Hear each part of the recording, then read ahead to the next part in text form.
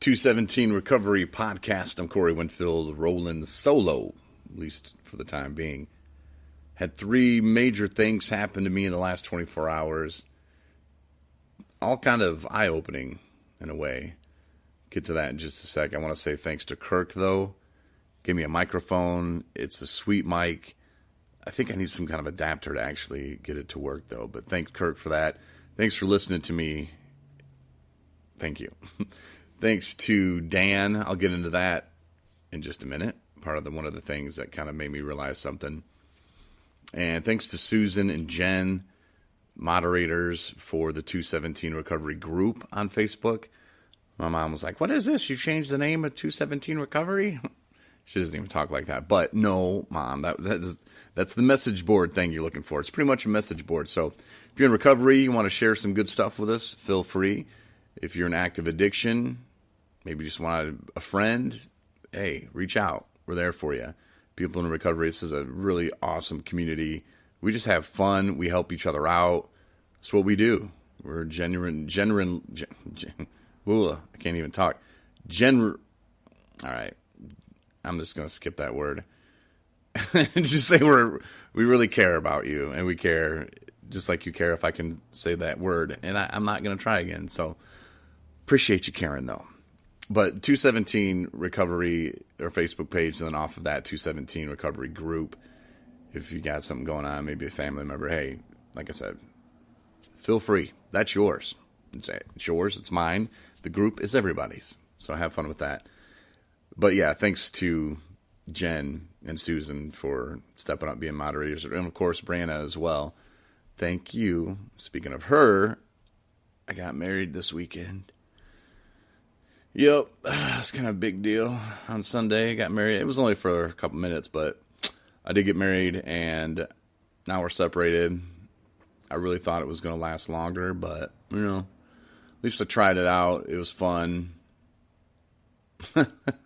Yeah, it's something I did on Facebook that was silly, but it did kind of make me think and realize something is maybe you've watched the movie, maybe you've read the book, The Secret, where it talks about, writing stuff down, envisioning things. And I think one part of the movie, the guy was drawing, he wanted to be in a relationship. And this is where the movie kind of lost me.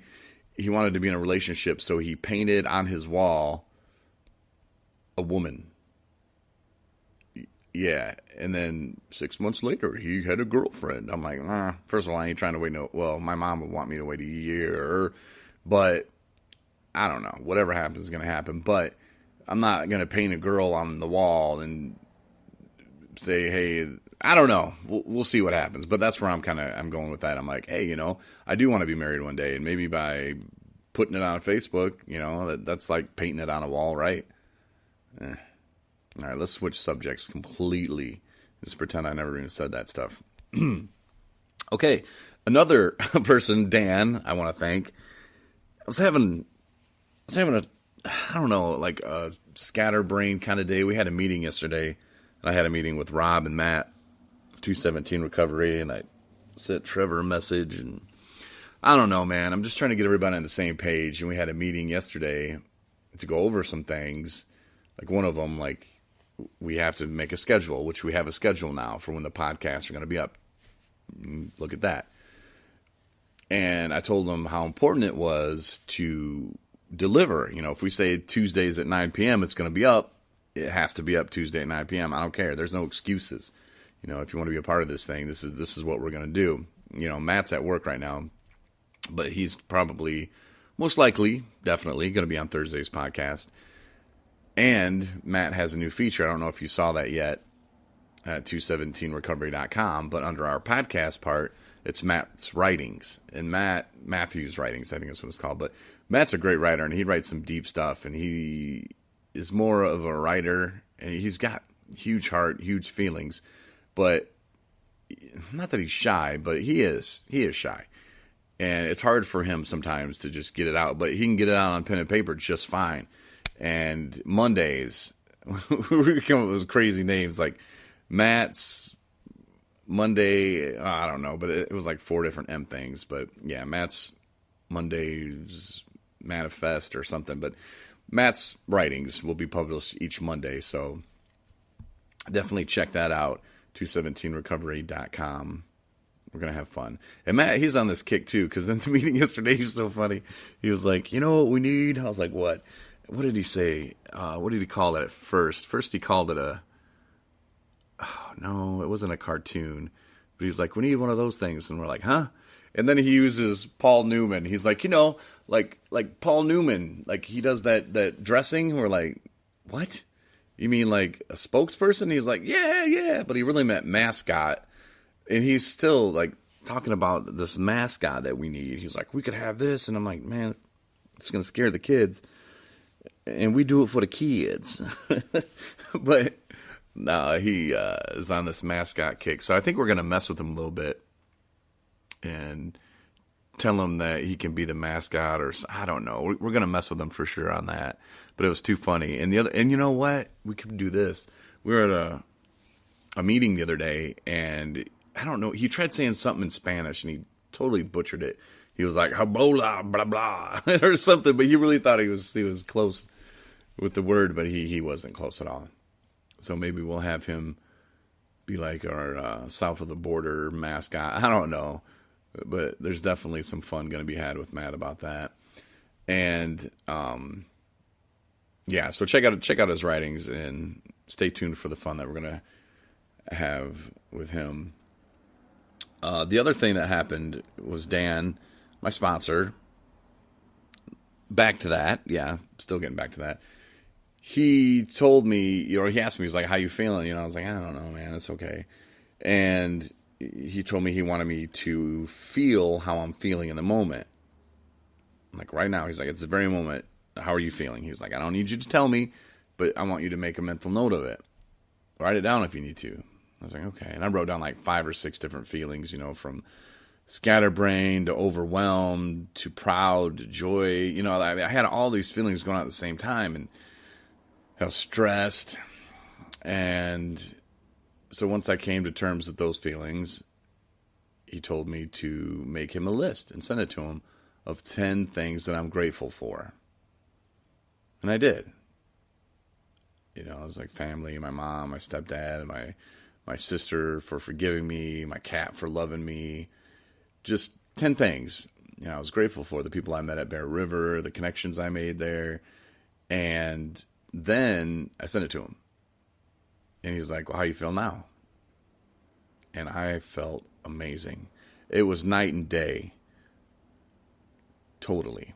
So there was a woman tonight, she was having a hard time with something, and I pretty much, I stole it from Dan. I'm sure Dan stole it from somebody else too, but I've been told that before, like, oh, before you go to bed, think about what you're grateful for. And it's like, yeah. But, the way Dan did it, by just kind of hit me with the, hey, how are you feeling right now? I'm like, I don't know. He's like, no, I want you to take him, by doing it like that, I didn't know that I was about to learn something. And wow, the aftermath, the effect that it had, not the aftermath, but the effect that did have on me, though, and it really did, and he sent me a voice message, talking about the mind and how you can switch the mind. The mind can think about something, but you can switch it just as simple as, okay, let me write this down. Let me put it in my phone. I was putting it in my notes. Actually, I think it was on no, it was a text message. So I was making the list on a text message, and I sent it to him. But just even that switch, it just turned my mood from being overwhelmed and stressed out, and how are we going to get this thing going? And, we need to get to the rally on the 17th in Lansing. How are we going to put all that together? Are we going to need business cards? Are we going to need a table drop? How are we going to, raise money for donations? And what can we bring? And all that was going through my mind. And, like, how can I get these guys on the same page? And, I just feel overwhelmed sometimes. And so, I kind of reach out to the guys for help. And I don't know, it's one of those things where I got to take the expectations and lower it for them, because I can't expect everybody to be at the same kind of point that I am in my recovery. They're not. We're all at different points. You're at a different point. I'm at a different point. And we're all recovering from different things sometimes too. So, to put expectations on other people to perform how you expect them to, just going to let you down. So nothing against those guys, though. I'm just saying, like, how I was feeling.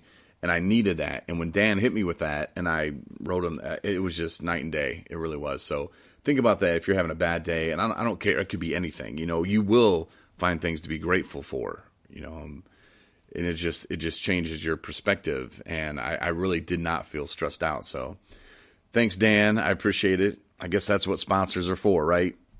And the way Dan and I met was just crazy, too, because I needed to get a sponsor, and I knew that.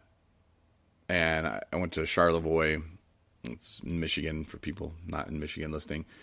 And beautiful little city or town or village, whatever it is. But, you know, I just kind of felt like, okay, I need to say something. So I went on and talked about how I needed a sponsor and how I've tried and this and that. And I needed, you know, a temporary sponsor. And I talked to Dan Dan talked to me, you know, and, you know, I had mentioned that I had been in radio. And he's like, that's funny that you mentioned that, you know, and I just started, I'm like, yeah, you know, I got this podcast going, started this website. It's really helping keeping me sober. And, you know, if I can help one person, that'd be great. And we start talking, and he actually is the speaker. If you go to the website, we have a speaker section, and he gave me a thumb drive with a bunch of them on there, which I got to load onto the website, which I will in the next couple of days, I promise. But you can listen to him, and it's pretty good stuff. It really is. Dan is very talented, and he speaks his mind, has an analogy for every single thing. He probably has an analogy for an analogy. He does, and he knows it too, so I'm not offending him or anything like that. But no, Dan's cool, great sponsor, glad to have him. And also, I want to say to Rick's a friend of mine, and I was at a place with him in Grand Rapids, and he reached out to me, I don't know, over the weekend. It was like, hey, man, this dude that we were in there with, man, this, you know, he was actually staying at my house, and, you know, I kicked him out because things just weren't going so good for him. He thought, you know, he was smarter than everybody, and he's the only man in the world that could just, you know, keep on his drinking ways without destroying himself, you know, because when we get to the point that I'm at least, you might as well, I'm not even going to say that, but you might as well just throw me in the street because that's where I'm going to be going. You know, it's everything will self-destruct. I know that. I've been to that point. But he had to, you know, tell him to leave, and he came back, and over the weekend he had found him in his garage, you know, and he's like, man, what are you doing? And so we went to another place in Grand Rapids that will probably, and not knocking this place, I'm not going to say the name of it, but it's probably not going to help him at all. But I was like, yeah, there's a place that I think you should go. So anyway, I talked to that guy today, and he thanked me, and I didn't realize I was really doing anything, but just to hear it in his voice that he was actually optimistic. And I thought for sure he'd be like, oh, I don't need to go to that place. But he was like, you know, thank you so much, Corey, for even, you know, recommending this place and talking about it. And so there you go. One person I reached. That's awesome. That's why I'm doing it, man. And it makes me feel like, okay, this is keeping me sober, and this is helping one person. So it's all worth it. It really is. And, you know, maybe tomorrow I'll be another person. Maybe next month it'll be another. Who knows? But that's why I do it. That's why Rob does it. That's why Matt does it. You know, we do it for ourselves, and we do it if we can help one person, whether it be, hey, I know of a place, or, you know, this is how I did it. This is what happened to me. Here's my experience in dealing with that situation. Or, you know, have you thought about going this route? Or, you know, what do you want to accomplish? Are you ready? You don't have to come to me for anything. I'm not a therapist, not a counselor, nothing like that. But I do have a lot of experience with going places and doing things and falling flat on my face. And I don't have to fall flat on my face anymore. And I appreciate you even taking the time to come to 217.com to listen to this podcast. I really do.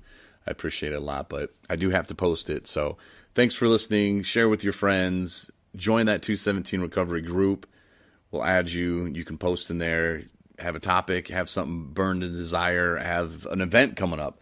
We'd love to be there and join you for it. So 217recovery.com. I'm Corey Winfield, and we will talk to you, or at least I'll talk to you, probably with Matt,